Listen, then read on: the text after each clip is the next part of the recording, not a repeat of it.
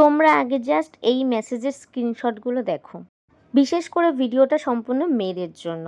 প্রচুর ছেলেই আছে যারা প্রচুর মেয়েদেরকে ডিস্টার্ব করে। তো এই ভিডিওটা তোমরা দেখে রাখো, এগুলো শুধুমাত্র তাদের জন্য। ইনি আমায় মেসেজ করেছেন, আচ্ছা ভালো কথা। মেসেজ করলে আমি মেসেজের মতন হলে আমি রিপ্লাই দিই।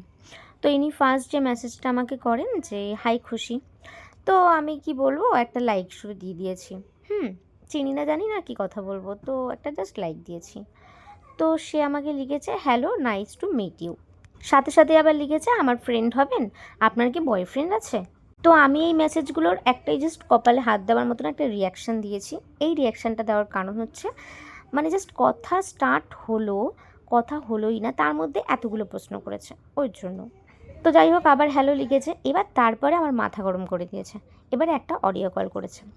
তো অডিও কলটা করার পরে আবার হ্যালো লিখেছে। তো মাথাটা আমার গরম হয়ে গেছে। সাথে সাথে আমি লিখেছি বিনা পারমিশনে কল করার ভদ্রতাটুকু শেখেননি।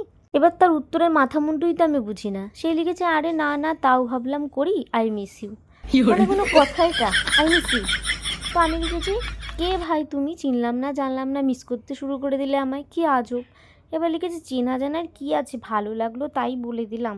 মানে ও ভালো লাগলো আর মিস করতে শুরু করলো, বারে বাহ। এবার লিখেছে গার্লফ্রেন্ড ছাড়া আর ভালো লাগছে না, মন আর মুখ এসি বস। কি এসি বস কি ও জানো কি লিখেছে, যাই হোক। এবার লিখেছে যা মনে হলো বলে দিলাম। তো আমি লিখেছি মানে সারা দুনিয়ার যত মেয়ে আছে সবাইকে তো তুমি চেনো না? তার মানে সবাইকে কি মিস করবে? কোন ধরনের পাগল ভাই তুমি? এবার আমায় কি লিখেছে দেখো, সে তুমি যাই বলো শোনো, তোমাকে ভালো লেগেছে তাই তোমাকে মিস করেছি।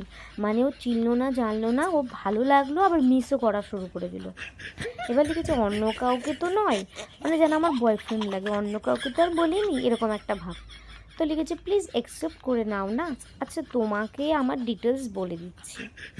তো আমি তখন ওকে বললাম আমি ব্লক করব নাকি নিজে থেকে ব্লক হবে সেটা আগে বলো। তো বুঝতে পারলাম যে একজন অসুস্থ ব্যক্তি, তাই ভাবলাম ব্লক করার আগে একবার জিজ্ঞেস করি। তো তাই জিজ্ঞাসা করলাম যে ব্লক করবো কি না। সে তখন বলছে ওই একটা জিনিস তো জানো ব্লক করতে, আই লাভ ইউ। সত্যি বলছি, কোনো ফেক কথা বলছি না ম্যাডাম, কোনো মানে হয়। তখন আমি ভাবলাম যে তার একটা উপায়। তখন আমি তাকে বললাম ঠিক আছে, আমি তাহলে তোমাকে স্ক্যানার পাঠাচ্ছি, আমাকে 10,000 টাকা সেন্ড করো দেখি। এবার যেই নাকি টাকার কথা বলেছি অমনি লিখেছি কি ভালোবাসা মানে কি টাকা উপার্জন। তা আমি লিখেছি ভাই অত লেকচার আমি শুনতে চাই না, 10,000 পাঠাতে পারবে কি না বলো, ব্যাস। এবার লিখেছে আমি তোমার ভাই হতে চাই না, আমি তোমার বর হতে চাই।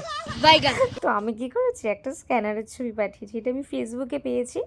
অনেকে পোস্ট করে না যে গরিব বাচ্চাদের জন্য টাকা পয়সা পাঠানোর জন্য স্ক্যানার পাঠায়, তো ওখান থেকে আমি স্ক্রিনশট নিয়ে ওকে আমি ছোটো করে এপাশ ওপাশ করে কেটে ওকে আমি পাঠিয়েছি যে এই নাও স্ক্যানার আর এটাতে পাঠাও। এবার দেখছে রিপ্লাই দিচ্ছে না। তখন আমি লিখেছি কি হলো, হাওয়া উড়ে গেল?